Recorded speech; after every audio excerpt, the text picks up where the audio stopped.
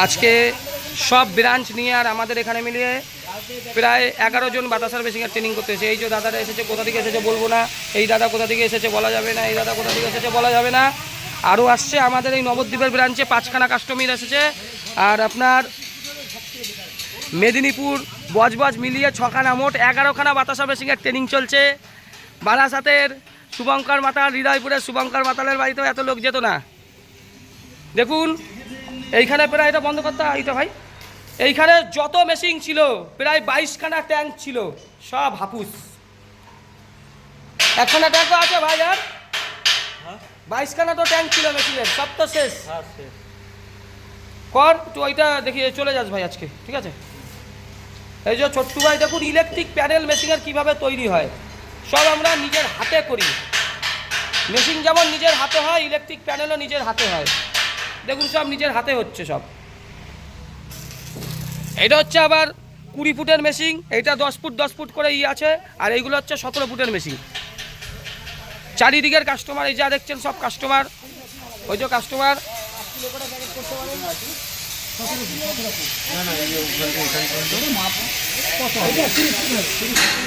আপনি ঘর 25 ফুট করেন না, 25 ফুট 22 ফুট হলেও হয়ে যাবে, অসুবিধা নেই। 22 ফুট আপনি মিনিমাম 22 ফুট বা 25 ফুট করুন।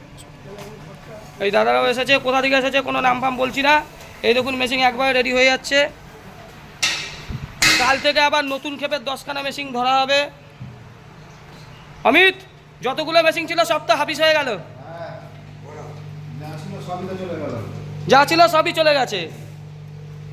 দেখুন এই যে মাল হচ্ছে, এই মাল হচ্ছে আমরা স্টিলের দিই, 304 স্টিল।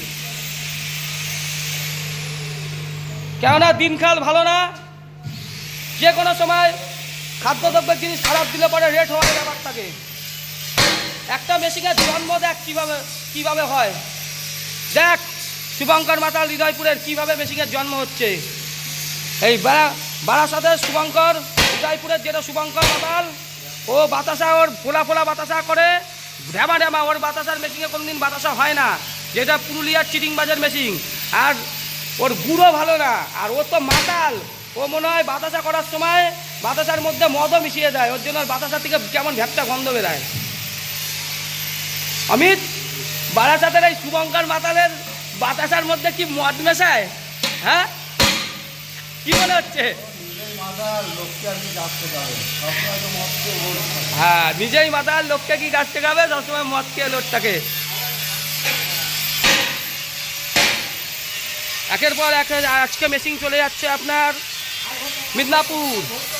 ভিডিও দেখাবো, একটু লাইনে থাকুন, চ্যানেলের সঙ্গে থাকুন।